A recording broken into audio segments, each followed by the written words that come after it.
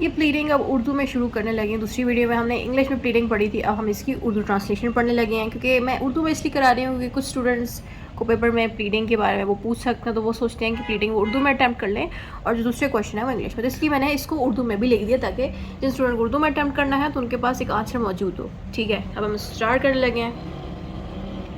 औज़ुबिल्लाहिमिनश्शैतानिर्रजीम, बिस्मिल्लाहिर्रहमानिर्रहीम। प्लीडिंग का तारुफ आपने यहाँ पे तारुफ लिखना, तारुफ इज़ यूज्ड फॉर इंट्रोडक्शन। ठीक है, जब कोई शख्स अदालत से रिलीफ मांगता है तो वो पहले प्लेंट करवाता है।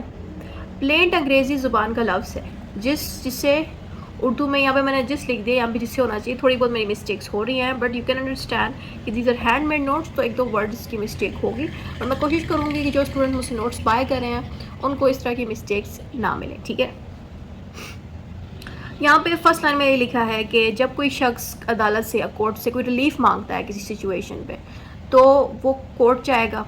कोर्ट जाके क्या करेगा? प्लेंट करवाता है, प्लेंट करेगा। ठीक है, और प्लेंट एक अंग्रेज़ी ज़बान का लफ्ज़ है, यानी कि ये एक इंग्लिश का वर्ड है जिसको उर्दू में हम दावा कहते हैं। ठीक है, जिसको उर्दू में हम दावा कहते हैं। यहाँ पे जिसको भी आप लिख सकते हो या जिसे उर्दू में जो भी आपको सही उर्दू लगे उस तरह से आप लिख लें। ठीक है, जवाब दावा या प्लेंट करवाता है उस शख्स को मदई कहते हैं, और जो उस दावे या प्लेंट का जवाब दावा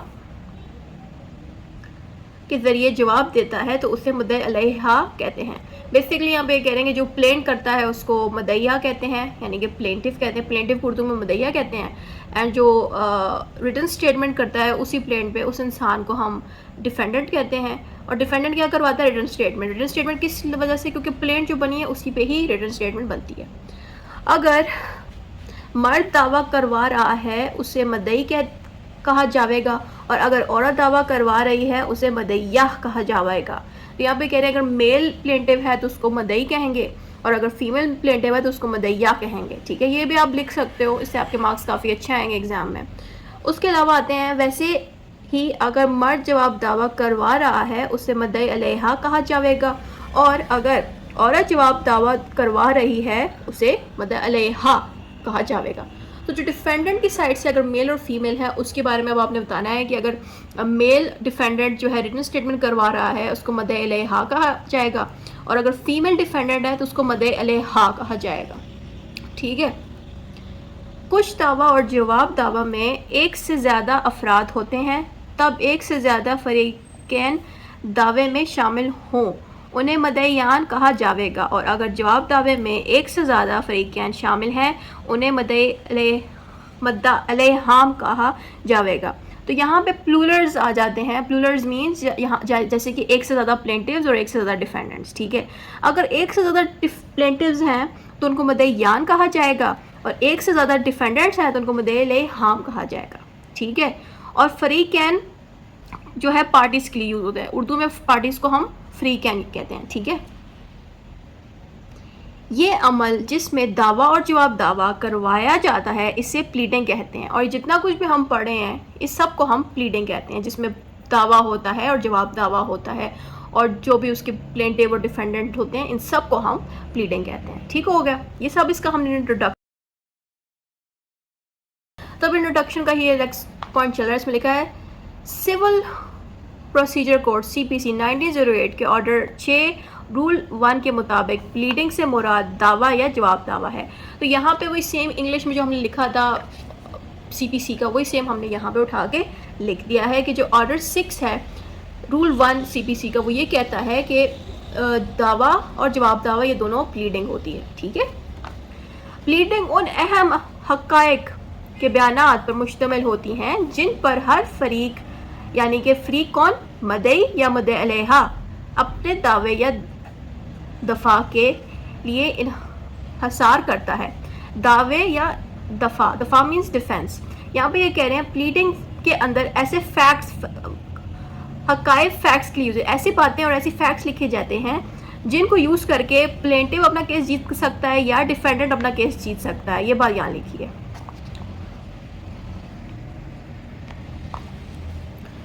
प्लीडिंग्स को नंबरों के साथ पैराग्राफ में तकसीम किया जाता है, और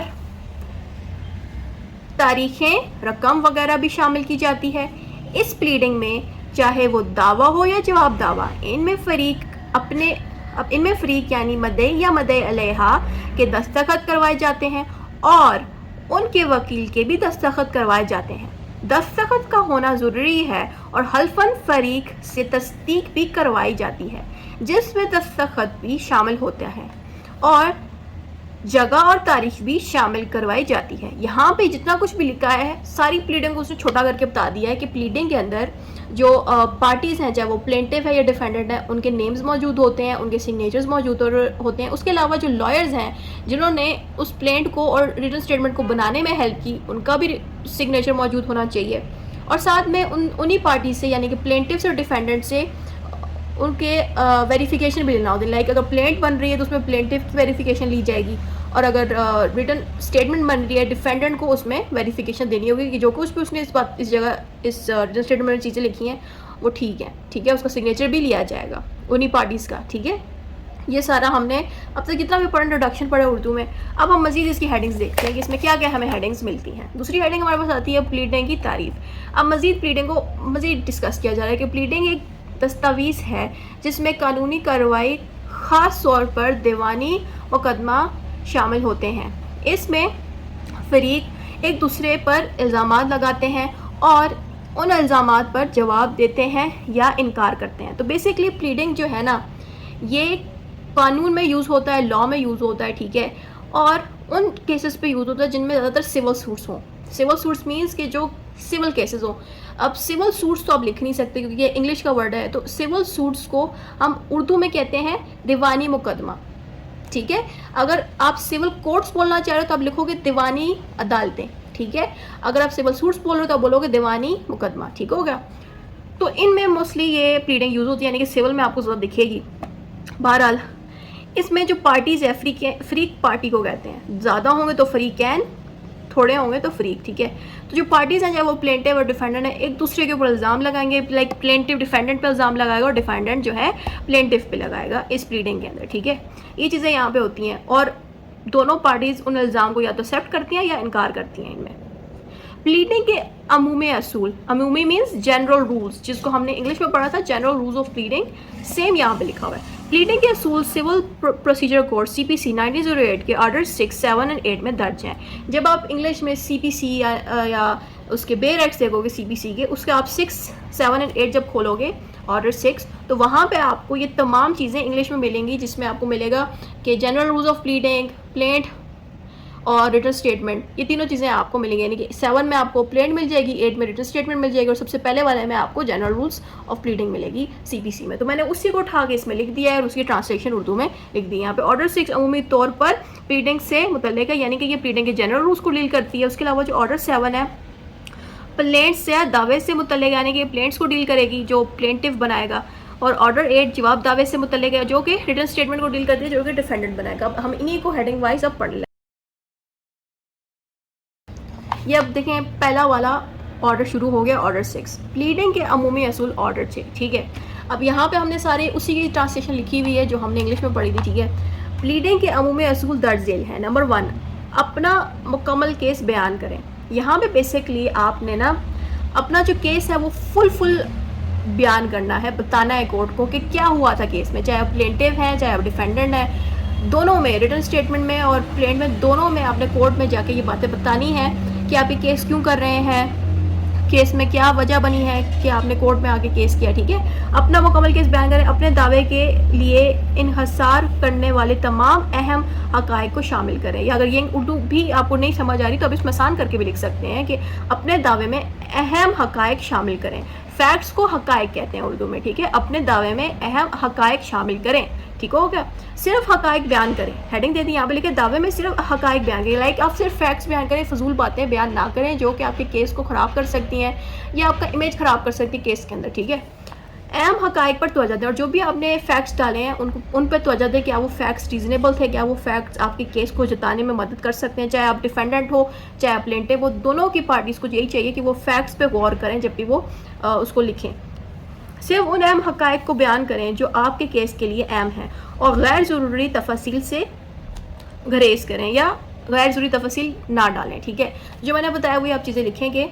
आप गैर ज़रूरी बातें ना डालें और फैक्ट्स पर ही फोकस रहें, ठीक है। सिर्फ मुतलका अमवार का जवाब दें, या इसका मतलब यह है कि सिर्फ उन्हीं बातों का जवाब दें जो कि उस केस में यूज़ हो रही हैं, ठीक है। वो मसाइल जिनका आपके हरीफ ने जिक्र नहीं किया उन पर जवाब ना दें। हरीफ जो है आपके खिलाफ, यानी कि जो आपकी ओपोनेंट पार्टी है, उसने अगर उन टॉपिक्स का जिक्र नहीं किया तो आप भी उन टॉपिक्स का जिक्र ना करें जब तक कि वो बहुत ही ज़रूरी ना हो आपके केस को डिफेंड करने के लिए, ठीक है।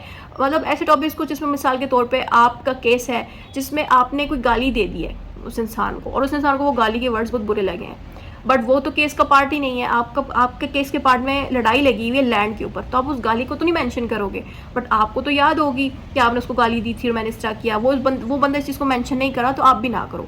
अगर उसने आपको गाली दी है तब भी आप मेंशन ना करो, क्योंकि ये गलत चीज़ है, इससे आपका केस में इंप्रेशन आपका बहुत बुरा आ जाएगा। इससे जो केस चल रहा है उसी को करें। अलबत्ता कोई ऐसी बात है लाइक जिससे आपका केस जीता जा सकता है, उस केस से जुड़ी हुई भी बात है, तब आप उन चीज़ों को ऐड कर सकते हो जो वो दूसरी पार्टी नहीं कर रही है, ऐड आप कर सकते हो। लेकिन कोई ऐसी बात आप ऐड ना करो जो गैर ज़रूरी है, जो इस केस में आपका भी इमेज ख़राब कर सकते हो और दूसरी पार्टी का भी, ठीक है।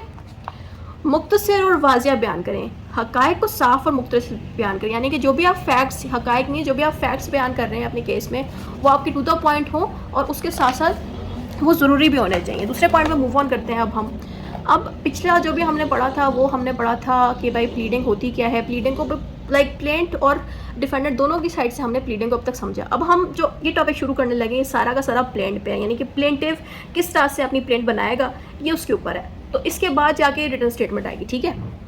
तो हम इसको शुरू करने लगे हैं।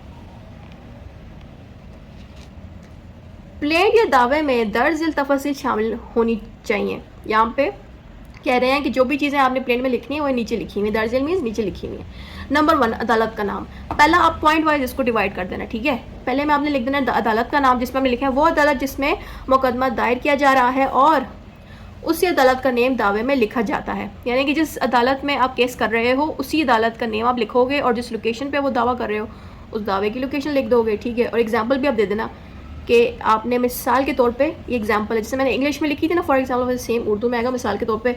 और ये आपने एग्जांपल दे देनी है बदालत जनाब सिविल जज साहब लाहौर या बदालत जनाब सिविल जज साहब बाय इख्तियार फैमिली जज ज़िला लाहौर, इस तरह भी लिख सकते हैं। दोनों एग्जाम्पल्स आप दे दो, ठीक है, ताकि एग्जामिनर को लगे कि स्टूडेंट को बहुत अच्छे से तैयारी है इस टॉपिक की, ठीक है। फिर केस नंबर आपने दे देना। केस नंबर जो अदालत ही देती होती है आपके केस पे, लेकर अदालत की तरफ से दिया गया केस नंबर दावे में लिखा जाता है। मिसाल के तौर पे सिविल मुकदमा नंबर ये, ठीक है, ये आप दे देना। उसके बाद आता है मदई की तफसीलात। जब भी दावा शुरू होता है पहले तो अदालत का नाम आता है, उसके बाद केस नंबर आता है। आपने मेरी वीडियोस देखी होंगी, मैंने केस नंबर ऐड नहीं किया हुआ क्योंकि हम अभी एग्जांपल्स बना रहे हैं, हम अभी केसेस नहीं करे कोर्ट में जाके। लेकिन जब आप कोर्ट में प्रैक्टिस कर रहे होते हो तो आप देखो कि जब भी अदालत का नेम आएगा उसके नीचे ही आपको फ़ौरन उसका केस नंबर मिल जाएगा जो कि आपको अदालत ही देगी। फिर अब हमने करना ये है कि केस नंबर देने के बाद आपने मदई की तफसील लिखनी होती है। मदई यानी कि प्लेटिव की तफसील लिखनी होती है, उसका नेम, उसके फादर का नेम, उसकी कास्ट, उसकी रेजिडेंसी, ठीक है। मदई का नेम, वल्दियत और पता रिहाइश दावे में लिखा जाता है। मिसाल के तौर पे अकरम मलिक वल्द शाहिद मलिक, कौम कश्मीरी, साकिन या सकना लाहौर, गुलशन इकबाल। अब ये मैंने खुद से इमेजिन करके कोई भी नेम दे दिए हैं जिसमें मैंने उस बंदे का नाम लिखा, ठीक है, जो केस कर रहा है, प्लेंटिव है, ये प्लेंटिव है, ठीक है। फिर प्लेंटिव के फादर का नेम मैंने लिख दिया, फिर प्लेंटिव की कौम और फिर उसकी रेजिडेंसी लिख दी, ठीक हो गया। फिर मद्दा अलैह की तफसीलियाँ। पहले हमने प्लेंटिव के बारे में लिखा, उसके बाद हमने डिफेंडेंट के बारे में लिखा। वही सेम जो आपने प्लेंटिव के लिए लिखा वही आपने डिफेंडेंट के लिए लिखना है। यहाँ पे मद्दा अलैह का नेम, वल्दियत और पता रिहाइश दावा में लिखा जाता है। मिसाल के तौर पे उमर बख्श वल्द अली बख्श, कौम गुजर, साकिन रावलपिंडी, सियालकोट सेटेलाइट टाउन, गली नंबर 3। तो ये मैंने कोई भी खुद से रेजिडेंसी दे दी है और नेम वगैरह लिख दिया, ठीक है। तो इसी तरह आपने दोनों के प्लेंटिव के और डिफेंडेंट के नेम लिखने होते हैं प्लेंट में। जब आपने दोनों के नेम्स दे दिए फिर उसके बाद 5th पॉइंट पे आपने लिखना है ज़रूरी तारीख। मतलब जिस डेट पे आपने कहा कि अब मुझे कोर्ट में जाके एक्शन ले लेना चाहिए वो वाली डेट आपने लिखनी होती है, ठीक है। दावे में ज़रूरी तारीखें शामिल करें। कब दावा बनाने की ज़रूरत पेश आई। मिसाल के तौर पे 2024 मई 20 को पेश आया और दोबारा 2024 जुलाई 20 को जब मद्दा अलैह ने दोबारा मुआहदे के ख़िलाफ़ वर्जी की। यहाँ पे तो मैंने एग्जांपल दे दी ना कि उसने मुआहदे की खिलाफ वर्जी की, मीन्स कोई एग्रीमेंट हुआ है, उस एग्रीमेंट को डिफेंडेंट ने फॉलो नहीं किया, या फिर कोई पैसे डिफेंडेंट ने वापस नहीं किए, या फिर कोई भी केस हो, तो उस केस पे जिस डेट को वो केस हुआ उस डेट को आपने लिख देना है। उसके बाद दोबारा जब प्लेंटिव ने दोबारा उस बंदे से कहा कि आप मेरे बात मान लें, बट डिफेंडेंट उसकी बात नहीं मान रहा, तो वो दोबारा उसने जब कहा तो उस दोबारा की डेट भी आपने लिख देनी है। तो इस तरह से आपने उन स्पेसिफिक डेट्स को मेंशन करना है अपने प्लेंट में, जिस दिन आपको लगा कि इन वजूहात पे मैं दावा करवाना चाह रहा हूँ, यानी कि प्लेंट एंटर कराना चाह रहा हूँ। अदालत दायरा इख्तियार, ये जुरिस्डिक्शन के ऊपर है। लाइक जिस जुरिस्डिक्शन यानी कि जिस प्लेस पे आपकी रेजिडेंसी है या जिस प्लेस पे इंसिडेंट्स अकर हुआ, उस जगह के लोकेशन आपकी अदालत के साथ मैच होनी चाहिए। लाइक अगर आप लाहौर में रहते हो तो आपने लाहौर के कोर्ट्स में ही लाहौर के कोर्ट्स का ही नेम देना है। अगर आप फैसलाबाद के कोर्ट में हो तो आपने फैसलाबाद के कोर्ट का ही नेम देना है, ठीक हो गया। तो इसी तरह आपने लिखना है कि वजाहत करें कि क्यों अदालत को मुकदमा सुनने का इख्तियार है। मिसाल के तौर पे चूँकि दोनों फ़रीक़ीन फैसलाबाद में रहाइश पजीर हैं, इसलिए फैसलाबाद की सिविल अदालतें इस मुकदमे को सुनने का इख्तियार रखती हैं। या तो सुनने आप लिख सकते हो, या फिर एक वो स्पेसिफिक वर्ड है कि ये मुअज़्ज़ज़ अदालत को समाअत हासिल है, तो अदालत समाअत हासिल है। अदालत समाअत उर्दू का वर्ड है, इंग्लिश में उसको जुरिस्डिक्शन कहते हैं, उर्दू में उसको कहते हैं अदालत समाअत, ठीक है। आप वो भी लिख सकते हो, अगर आपको वो वर्ड एग्जाम हॉल में याद नहीं रहा तो इस तरह से भी आप आसान करके भी लिख सकते हो। जैसे मैंने लिखा है कि इस कोर्ट को हमारे केस को डील करने की जुरिस्डिक्शन हासिल है क्योंकि दोनों एक ही लोकेशन में है, ठीक है। अदालती फ़ीस, ये वही पॉइंट है जो एंड पे हम लिखते होते हैं जिसमें फ़ीस आ जाती है। दावे के आखिर में अदालती फ़ीस का बयान करें। मिसाल के तौर पे या मसलन ये कि मालियत दावा हाजा कोर्ट फ़ीस मुबलग 4000 रुपये है, जो कि कोर्ट फ़ीस से मुस्तस्ना है, या मुस्तस्ना मीन्स एग्जाम्प्टेड है। तो ये वही सेम इंग्लिश है, उसी की मैंने उर्दू की हुई जो अब पिछली वीडियो में हमने देखा था।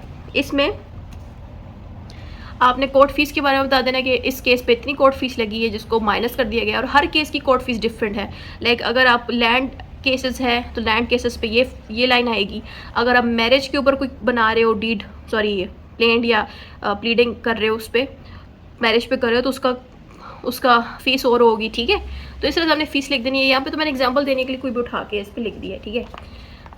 मुतालबा किया गया रिलीफ, बेसिकली यहाँ पे हमने प्रेयर्स बतानी है, प्रेयर्स के बारे में है। वाज़ह तौर पर रिलीफ बयान करें जो मदई मांग रहा है। लाइक मीन्स जो प्लेंट के अंदर अपनी रिलीफ मांग रहा है कि मुझे ये चीज़ चाहिए डिफेंडेंट से, डिफेंडेंट ने मेरे ये नुकसान किया, उसके पैसे भर दें, तो इसको हम प्रेयर्स कहते हैं या रिलीफ कहते हैं, ठीक है। तो आपने यहाँ पे इस तरह से लिखना है, खलाते बाला इस्तदा है कि मुद्दाई अपनी अराजी से बाढ़ हटा दे और कोई भी और रिलीफ जो ये मुअज़्ज़ज़ अदालत मुनासिब समझे वो भी अता करे। ये मैंने जो एक प्लेंट थी लैंड वाली, जिसमें एग्जाम्पशन वाली लैंड थी, एग्जाम्पशन वाला शायद वो टॉपिक था, मेरे जहन से उसका नेम भूल गया, तो वो जो प्लेंट थी उसी का ही मैंने ये पॉइंट उठा के लिख दिया। आप कोई भी उठा के लिख सकते हो रिलीफ के अंदर, ठीक है। इसमें मैंने एक बाढ़ हटाने वाली रिलीफ दे दी, यानी तो आप अगर मैरिज वाला रिलीफ देना, मैरिज वाला एग्जाम्पल देना चाहते तो मैरिज वाली लिख दो कि मेरे हस्बैंड जो है मुझे मेरा हक महर दें, वो भी आप यहाँ पे लिख सकते हो, ठीक है। तो जो भी रिलीफ डिमांड करे ना प्लेंट, वो आप यहाँ लिख दे रहे। तो मैंने एग्जाम्पल के तौर पर वो वाली उठा के लिख दी थी।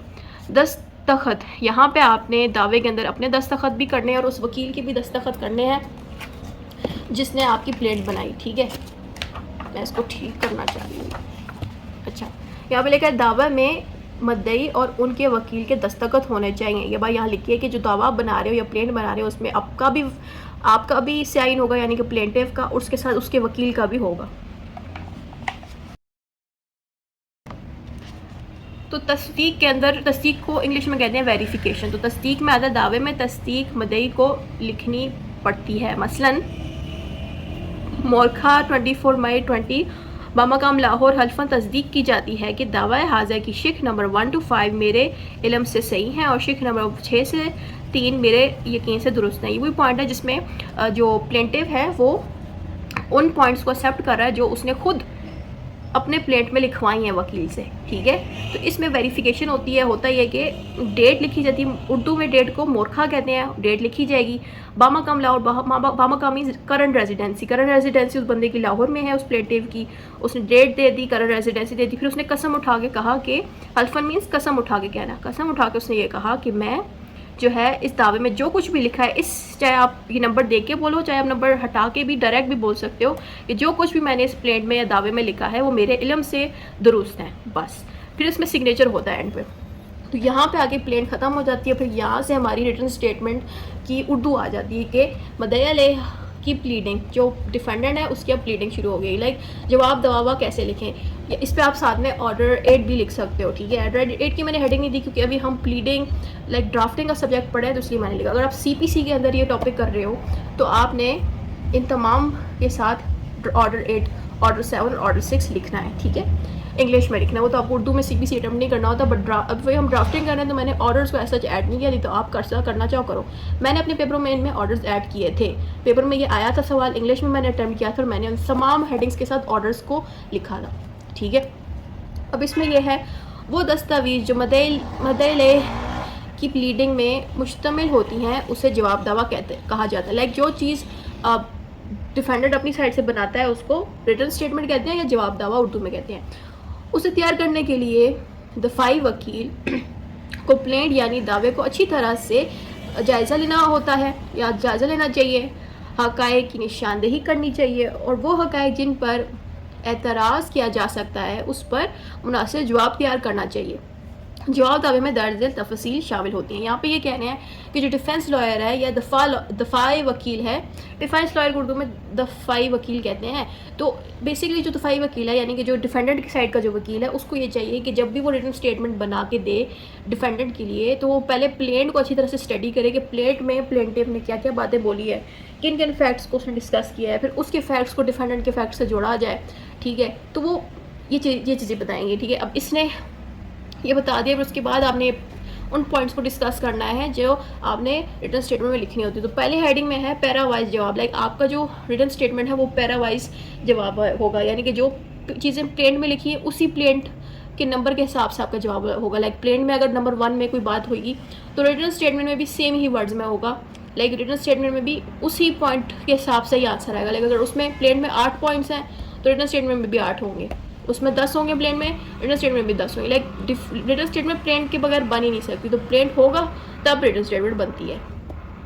मदइया को प्लेट या दावे के इल्ज़ामात का जवाब उन्हीं नंबरों वाले पैराग्राफ में देना चाहिए, यानी जो नंबर दावे में या प्लेट में है वही नंबर जवाब दावे में होना चाहिए। जैसे मैंने बताया था जिस सीक्वेंस पे प्लेन चल रही है उसी सीक्वेंस पे जवाब दावा चलेगा। तमाम हक़ाइक़ शामिल करें। तमाम हक़ाइक़ मीन्स ये कि जितने भी फैक्ट्स प्लेट में मौजूद है वही फैक्ट्स आपने एंटर करने हैं अपने जवाब दावे में। और अगर आपको लगता है कि प्लेट ने कोई बात छुपाई है कोर्ट से और वो नहीं बता रहा और उस केस से जुड़ी है तो आप उस चीज़ को डिस्कस करें अपने रिटन स्टेटमेंट में। और ये भी कह सकते हैं कि प्लेट ने जो बातें बोली वो झूठी हैं, मैंने जो बातें बोली वो सही है और मेरे पास प्रूफ भी, और आप उस प्रूफ के डॉक्यूमेंट को भी इस रिटन स्टेटमेंट के साथ जोड़ें। और कोशिश करें आपका रिटन स्टेटमेंट जब बन रहा हो उसी वक्त ये काम करें, क्योंकि जब आप रिटन स्टेटमेंट में प्रूफ नहीं देते, चीज़ें छुपाते हो खुद भी, तो होता ही है कि जो चीज़ें रिटन अपना प्लेंटिव ने बोली होती है प्लेंट में और आप बस उसी बातों के अगर जवाब दे रहे हो और आप अपनी साइड से कोई चीज़ें प्रूफ नहीं करे, डिफेंड नहीं करे अपने आप को, तो अल्टीमेटली कोर्ट प्लेंटिव की साइड लेगी, आपकी साइड नहीं लेगी, आप केस हार जाओगे। और बाद में आप कहोगे नहीं, जब केस आपका डिसीजन आपका ले लिया गया, सारा कुछ ख़त्म हो गया, बाद में आप नहीं कह सकते कि मेरे पास तो प्रूफ था, मैंने दिया नहीं, मेरे पास अभी है। ऐसे नहीं करना। जिस वक्त रिटन स्टेटमेंट बन रही हो उसी वक्त ही आपने उन डॉक्यूमेंट्स को जिन पे आपका विटनेस है या आपका कोई डॉक्यूमेंट है या एविडेंस है, आपने उसी वक्त ही रिटन स्टेटमेंट के साथ लगानी होगी जब कोर्ट में हो जाए। बाद में देने का कोई फ़ायदा नहीं है, ठीक है। मुद्दई अलैह को अपने दावे में तमाम हक़ाइक़ यानी कि फैक्ट्स का जिक्र करना चाहिए। अगर कोई नुक्ता जवाब दावे में शामिल नहीं किया गया तो उसे बाद में एतराज़ के लिए इजाज़त नहीं दी जाएगी, यानी कि वो बाद में एतराज़ नहीं कर सकेगा। फिर अगली हेडिंग है अमूमी इनकार। अमूमी इनकार मीन्स कि आपको बस ऊपर से इनकार नहीं कर देना। लाइक प्लेंटिव अगर कहता है कि आपने उसके पैसे देने हैं और आपने डिफेंडेंट आपने रिटन स्टेटमेंट में कह दिया कि मैंने तो पैसे नहीं देने, इस तरह से नहीं आपका जवाब होगा। आपने प्रॉपर्ली एक्सप्लेन करना है कि आपने पैसे क्यों नहीं देने। आपने कहना है मैंने पैसे नहीं देने क्योंकि मैंने इस तारीख को उसको पैसे दे दिए थे और मेरे पास उस बैंक की स्टेटमेंट मौजूद है। आप उस बैंक स्टेटमेंट को एज अ प्रूफ उस रिटन स्टेटमेंट के साथ चिपका के दो, ठीक है। मतलब आपका जवाब सीधा इनकार में नहीं होना चाहिए, बल्कि वजह भी होनी चाहिए इनकार की और प्रूफ भी होना चाहिए, ठीक है। मद्दई अलैहा को सिर्फ अमूमी तौर पर यानी कि जनरली तौर पर मद्दई के इल्ज़ामात को इनकार नहीं करना चाहिए, उन्हें हर उस हकीकत को ख़ास तौर पर रद्द या इनकार करना चाहिए जो वो तस्लीम नहीं करता, सिवाय नुकसानात के। अगर कोई हक़ाइक़ या अगर कोई हकीकत ख़ास तौर पर रद्द नहीं की जाती तो उसे तस्लीम शुदा समझा जाएगा। इसका मतलब यह है कि अगर डिफेंडेंट ने अपने रिटन स्टेटमेंट में प्लेंट के इल्ज़ामात को इनकार नहीं किया, चुप रहा है और ऊपर से बस कहा ठीक है ये, तो इट मीन्स कि वो कह रहा है कि जो बातें प्लेंटिफ कह रहा है वो ठीक है, तो इट मीन्स आपकी साइड से नहीं सुना जाएगा। अगर डिफेंडर ये चाहता है कि उसकी बातों को गौर से सुना जाए तो उसको हर बातों को प्रॉपर्ली करना चाहिए, लिहाजा इनकार है, क्योंकि फिर अपनी बातों को वो लेके आए कि मैंने किस लिए इसकी बात नहीं मानी, किस लिए मैंने ये हरकत की। ठीक है, या तो आप रीज़न एक्सप्लेन करो या फिर अपने जवाब को इतना प्रोमिनेंटली कहो कि नहीं मुझे इनकार है, लिहाजा इनकार है। काफ़ी मोटा करके आप जवाब दो ताकि जो देखने वाला है उसको पता चल जाए कि आपने वाकई में इनकार किया है। ठीक है, रिलीफ अगली हेडिंग में प्रेयर और रिलीफ आ जाती है। जैसे कि प्लेंटिव ने अपने लिए प्रेयर मांगी कि जो है डिफेंडेंट जो है अपने रास्ते से बाहर हटा दे या मुझे पैसे वापस कर दे। ठीक है, वैसे ही डिफेंडेंट की साइड से भी एक प्रेयर होगी जिसमें वो कोर्ट से कहेगा या तो प्लेंटिव अपना ये केस बंद कर दे या वो ये कहेगा कि मुझे भी मेरे पैसे दिए जाएँ। ठीक है, किस तरह से होगा। मद्दई के इल्ज़ामात, मैं इसको ज़रा ठीक कर दूँ। मद्दई के इल्ज़ामात का जवाब देने के बाद मद्दई अलैहा को वाज़िया तौर पर वो रिलीफ बयान करना चाहिए जो वो चाहता है। यानी कि जब ये डिफेंडेंट ने जब सारी बातें बोल दी ना, ऊपर पॉइंट्स वाइज जब सारे जवाब दे दिए, एंड पे जाके जो डिफेंडेंट है उसको चाहिए कि वो अपनी लिए एक प्रेयर मांगे कि वो कोर्ट से क्या चाहता है। तो इसका एक एग्जाम्पल पढ़ लेते हैं। मसलन या मिसाल के तौर पे ये मुकदमा मेहरबानी फरमाकर मुस्तरद किया जाए या रद्द किया जाए। मुस्तरद और रद्द मीन्स कैंसिल किया जाए। ठीक है, ये डिसमिस किया जाए और जवाब दावे पर लगे अखराजात भी मुद्दई अलैहा को दिलवाए जाएं। इट मीन्स कि जो भी पैसे डिफेंडेंट के लगे हैं इस केस पे वो पैसे भी इसको दिलवाए जाए और साथ में ये जो केस चल रहा है प्लेंटिफ का वो भी कैंसिल करवाया जाए। ये इसकी ख्वाहिश है डिफेंडेंट की। और इसके आखिरी पॉइंट्स पे हम पढ़ लेते हैं। आखिरी पॉइंट्स में लिखा है दस्तखत। जब पहले प्रेयर दे दी ना, उसने अपनी रिलीफ मांग ली, फिर उसने दस्तखत करने होते हैं उस रिटन स्टेटमेंट पे। जवाब दावे में मुद्दई अलैहा और उनके वकील के दस्तखत होने चाहिए और जो जवाब दावा या रिटन स्टेटमेंट बनता है उसमें उस बंदे का भी साइन होगा, डिफेंडेंट का और उसके वकील का। आखिर में आता है तस्दीक। मुद्दई अलैहा को हल्फन तस्दीक जवाब दावे के आखिर में करनी चाहिए और जब वो उसका जवाब दावा तैयार हो जाए जिसमें प्रेयर भी उसने मांग ली, सारे पॉइंट्स पे एक्सप्लेन कर दिए, हर चीज़ कर ली, सबसे एंड पे आता है वेरिफिकेशन, जिसको उर्दू में तस्दीक कहते हैं। तो वेरिफिकेशन का पर्पज़ ये होता है ताकि जो भी बातें उस रिटन स्टेटमेंट में लिखी हैं वो सही हों और डिफेंडेंट के मुताबिक हों। ठीक है, तो इसमें ये होता है कि मोरखा डेट देनी होती है। डेट को उर्दू में मोरखा कहते हैं, फिर उसकी डेट दे दे। वो बामकाम लाहौर यानी कि करंट रेजिडेंसी दे दे। हल्फन तस्दीक की जाती है कि हाजा जवाब दावा मेरे इल्म और यकीन के मुताबिक सही और दुरुस्त है। हाजा मीन्स ये, हाजा इज़ एन अरबिक वर्ड, तो हाजा का मतलब होता है उर्दू में ये। ठीक है, तो आपने वो मोरखा डेट दे दी, डेट का नंबर दे दिया, फिर आपने करंट रेजिडेंसी बता दी कि बामगम लाहौर में, यानी कि आपने उस स्टेट में लाहौर के अंदर करंटली आप उस वक्त लाहौर में थे जब आप उस तारीख को दे दो। फिर आप कसम उठा के कहते हो, हल्फन तस्दीक की जाती है, का मतलब है कसम उठा के कहते हो कि जो कुछ भी मैं एज ए डिफेंडेंट जो कुछ भी मैंने यहाँ पे लिखा हुआ है वो मेरे नॉलेज के हिसाब से ठीक है। तो इस तरह से ये वेरिफिकेशन हो जाती है कंप्लीट। फिर एंड पे जाके जब ये आप वेरिफिकेशन करते हैं तो उसके एंड पे जाके डिफेंडेंट अपना एक साइन कर देता है। तो इस तरह से आपकी प्लीडिंग उर्दू में ख़त्म हो जाएगी और आपने सेम इसी वर्ड्स में लिखनी है जैसे मैंने लिखी है। बहुत आसान वर्डिंग है, booking comparing. These are the best notes for you.